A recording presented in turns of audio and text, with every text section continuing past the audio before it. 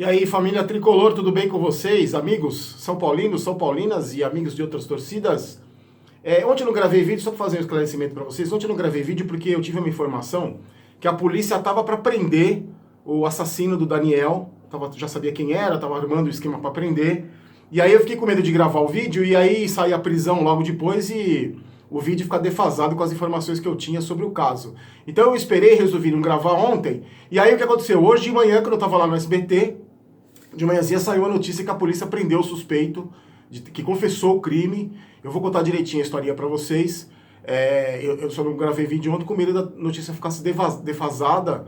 Como ficou a notícia do metrô? Lembra que eu falei pra vocês que tinha horário de funcionamento do metrô na partida contra o Flamengo, que ia ser até às 19? Não, logo depois saiu uma notícia, muitos inscritos lembraram nos comentários, que vai até às 9 da noite. Então fique tranquilo, vá de metrô, aproveite. Na saída do estádio no domingo dá para comer aquele pernil, tomar aquela cerveja, espero, comemorando uma vitória do São Paulo.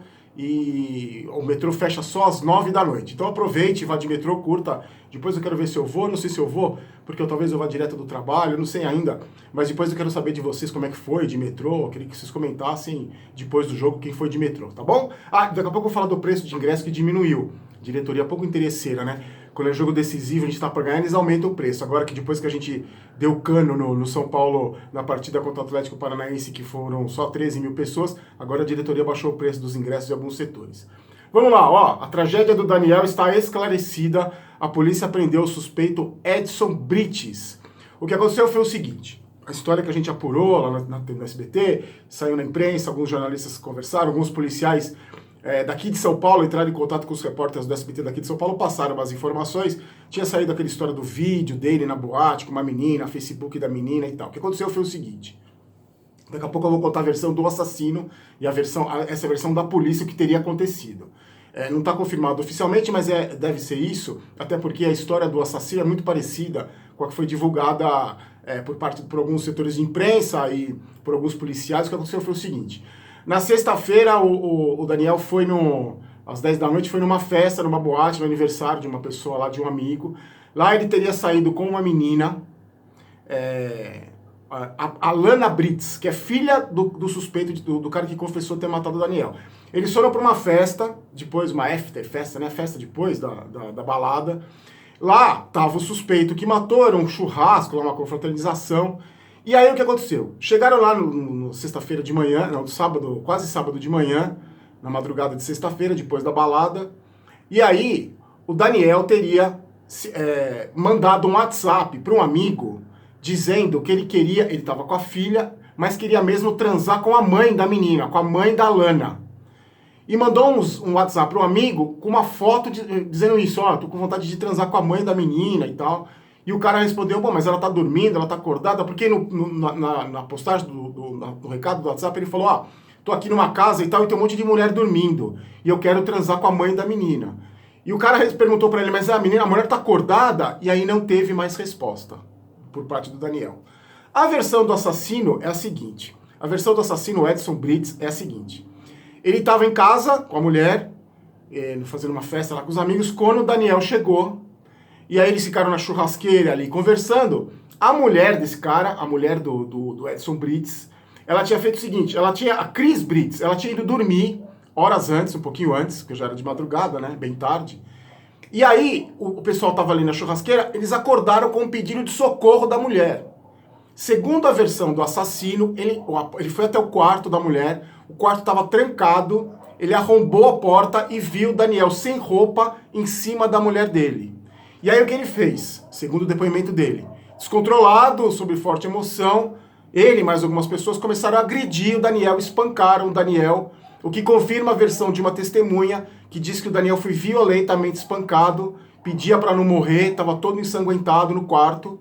E aí o assassino falou que pegou o Daniel, bateu nele, bateu muito nele, pegou o Daniel, colocou ele no porta-malas de um carro, levou para o matagal, decepou o pênis, quase arrancou a cabeça com a faca e jogou o corpo do Daniel no matagal. Hoje ele foi preso, tem mandado de prisão também para a filha e para a mulher que testemunharam o crime. O cara confessou, então a polícia está nos ajustes finais da investigação, descobriram o que aconteceu. Só vão saber agora o detalhe, se a mulher estava dormindo, se ela consentiu, se teve relação sexual entre ele e a mulher do suspeito, do cara que confessou, do acusado. Então só falta, a polícia está fechando esses detalhes, fazendo um cerco para fechar esses detalhes. Então o que aconteceu é uma tragédia, a polícia descobriu relativamente rápido, né, o que aconteceu, e o cara está preso e agora o caso está praticamente esclarecido, só estão faltando alguns detalhes. Lamentável. Claro que não cabe julgamento, que a gente vai fazer de julgar, se o Daniel procurou, se ele errou, se ele... Gente, não justifica, é um absurdo, um crime bárbaro. Os detalhes vão sair, depois a história vai ser confirmada. Mas é basicamente isso que eu estou falando para vocês. Então, uma história lamentável, muito triste. Eu estou muito chateado com essa história, uma tragédia. Pelo menos o culpado foi preso, o responsável foi preso, confessou o crime e vai sobrar, inclusive, para quem acobertou, tentou acobertar, porque o assassino quis armar uma versão com o pessoal que estava na casa para enganar a polícia, se deu mal, no final das contas vai todo mundo dançar, espero que isso aconteça, todos os envolvidos sejam severamente punidos, tá? Vamos falar do time então, ó, o Rojas fez a cirurgia hoje de reconstrução do... Puta, tá demais o Fagner hoje, caramba, cara, não aguento mais esse cachorro. O Rojas fez a cirurgia de reconstrução do tendão patelar, tá internado, fez a cirurgia hoje, deve ter alta no final de semana. E olha só que curioso, deve voltar só em 2019, não tem o prazo ainda, muita gente está falando que ele só volta no segundo semestre. Essa contusão é mais do que ligamento de joelho, o cara pode voltar daqui 6 a 8 meses, então eu acredito Rojas só depois do meio do ano que vem, hein? Em relação ainda ao time, do time que jogou com o Flamengo no primeiro turno, lá ganhou de 1-0 lá no Maracanã, a gente tem 6, o provável time que vai entrar agora domingo, tem 6 alterações. E o Flamengo, curiosamente, tem 6 alterações também. Aquele time jogou Nenê, Rojas, Everton, esse time deve jogar o menino Luan, deve jogar Lisiero, Jean, alguns jogadores que não jogaram. A gente vem bem diferente, o Flamengo também. Só para lembrar, um número otimista para nós, ó, nos últimos 10 anos, a gente jogou 10 vezes como mandante contra o Flamengo. Foram 6 vitórias do São Paulo, 3 empates e só uma derrota. Então, acho que são números importantes. Aí vai ser um jogão. Eu acredito que, dependendo do que acontecer, pode até mudar aí a tabela. Vocês viram o Palmeiras ser eliminado, agora foco total no Brasileiro. O Grêmio também eliminado da Libertadores, foco total no Brasileiro. E daqui a pouco eu vou falar do Benedetto. Tem uma história aí boa que saiu do Benedetto hoje, ou para a torcida do Palmeiras, o Maledetto, que ele quase veio para o São Paulo. Daqui a pouco eu vou contar. Antes, só para contar para vocês, saíram duas notícias hoje. Uma do Rodrigo Caio. O jornal italiano está dizendo que o Milan está interessado no Rodrigo Caio e que na janela de transferência de janeiro pode levar o Rodrigo Caio para a Itália. Eu só acredito vendo, levo no aeroporto, já falei 1000 vezes. Rodrigo Caio já foi sondado por 1 milhão de times, nunca vai embora. O Milan está se reforçando, estou de olho até no Thiago Silva.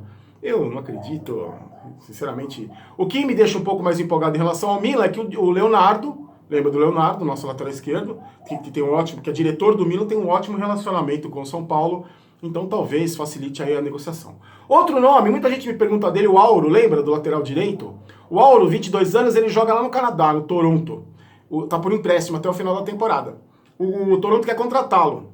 O valor do passe, 2,2 milhões. Então, se mandarem embora, lembra, ele foi promissor, esse menino começou muito bem, depois perdeu espaço, eu não entendi o que aconteceu, tá lá no futebol canadense. E... Antes de falar do Benedetto, é o seguinte, ingressos mais baratos, alguns setores da arquibancada lá que estavam custando 50 e 40, vão custar 40 e 30. E a diretoria de São Paulo malandramente diminuiu o preço dos ingressos, porque é casa cheia. Hoje saiu a confirmação do meu credenciamento, estarei lá, por isso não vou transmitir pelo meu Instagram. Vou aproveitar agora também esses últimos jogos para curtir o São Paulo em casa, porque depois só no ano que vem aí bate aquela abstinência de São Paulo, então vou aproveitar também que eu só vou trabalhar no sábado, não trabalharei no domingo, espero. Pelo menos até agora não, estarei lá no Morumbi. Olha só, do Benedetto, para encerrar, o seguinte. O Benedetto, o cara que destruiu os 2 jogos, saiu do banco, fez 3 gols em 2 jogos. O Balsa pediu o Benedetto, e depois da saída do Caleri, vocês lembram? Em 2016, né? Pediu, ele jogava no América do México, a diretoria do América do México se reuniu com os dirigentes do São Paulo, mas até a imprensa mexicana deu como certa a contratação, ele queria vir mesmo do São Paulo. Aí, o que aconteceu? O Boca Juniors foi lá, fez uma proposta melhor, salários melhores e tal, levou o Benedetto. E aí, a diretoria do Boca orientou o Balsa para procurar um outro centroavante argentino que era muito bom, o Chaves. Vocês lembram do Chaves? O Chaves, e o Balsa aceitou a dica, contratar o Chaves. teve uma passagem meio apagada. Só para você lembrar, o Chaves fez 33 jogos com a camisa do São Paulo e apenas 13 gols. Já o Benedetto foi pro Boca, teve várias lesões, ele tem muitos problemas de lesão. Inclusive ficou fora da Copa do Mundo da Rússia por causa de lesão, era o nome quase certo para a seleção da Argentina. Mesmo assim, mesmo machucado, o Benedetto tem 51 jogos e a marca impressionante de 37 gols. Ótimo jogador, a gente viu aí tudo que ele aprontou, só quis contar esse detalhe para vocês e pensar que o Benedetto quase veio para o São Paulo, mas no final das contas quem veio foi o Chaves. É a mesma coisa que você sonhar com uma Ferrari e abrir a garagem e ter um Fusca 66, é a mesma coisa. Bom, o Chaves não foi também tão ruim assim, né? Se bem que não foi nenhuma Mercedes. Bom, é isso aí, gente. Eu volto amanhã fazendo um pré-jogo rapidinho aqui sobre o Flamengo, dá pra estar dizendo umas notícias do Flamengo. Antes de mais nada, antes de encerrar, peço pra você, agora eu vou falar devagar, peço pra você se inscrever no canal. Domingo, depois do jogo contra... Cara, o Fagner tá demais hoje, meu Deus do céu. Dá desespero em vocês? Vocês vão ficando desesperados que vai latindo? Parece que tem meu sangue vai subindo e sai pela orelha. Quando ele começa a ficar, eu já xinguei, eu não sei mais o que fazer com esse cachorro. Parece que vai me dando um desespero. E aí, quando eu desligo o vídeo, vocês esquecem dele, não existe mais pra vocês. Só que ele fica aqui até a hora que eu vou trabalhar de madrugada. Olha, vai me dando um desespero, uma vontade de jogar uma granada nesse cachorro. Na dona dele, não nele, na dona. O que eu tava falando mesmo, já me perdi. Ah, a bolsa, a mochila, depois que fizesse... Eu vou gritando, vou ficando louco com esse cachorro. A mochila, vou divulgar o nome do ganhador. O ganhador é depois do jogo contra o Flamengo. Saindo do jogo, eu gravo lá, mas muita gente não gosta porque tem barulho. Eu venho pra casa, gravo o vídeo e vou divulgar o nome do ganhador. E aí o critério pra camisa oficial, quando a gente chegar a 100 mil, comentar com respeito à educação, debater entre vocês, torcedores. Quando chegar a 100 mil, eu darei de presente a camisa oficial Adidas número 1, número 2, o tamanho, o modelo, o ganhador vai escolher, tá bom? Aí tem a marca d'água, sininho, aquela coisa toda. Bom, ao momento Maguila, tradicionalíssimo, Saulo Camargo, um abração pra você de Campo Mourão, no Paraná. Rafael Leandro, lá de Cuiabá. Perdi o fôlego. Alessandro de Souza, de Porto Velho. Carlos Henrique Maia, de Rio Verde, lá em Goiás. E pro Carlos Daniel de Maceió, da belíssima Maceió. Então, amanhã eu tô de volta. Se tiver mais alguma informação sobre o Daniel, eu falo. E aí vou contar do time, quem que pode entrar no lugar lá do Rojas machucado, do Everton, que já voltou a treinar, deve jogar mesmo contra o Corinthians. Reinaldo não treinou uns dias aí, mas deve jogar. Amanhã eu conto as novidades do São Paulo pra vocês, eu volto amanhã, tá bom? Então, ó, fiquem com Deus. Aqui não é Vai São Paulo, aqui é Vamos São Paulo. Eu não quero ter razão, quero ser campeão. Forte abraço e tchau!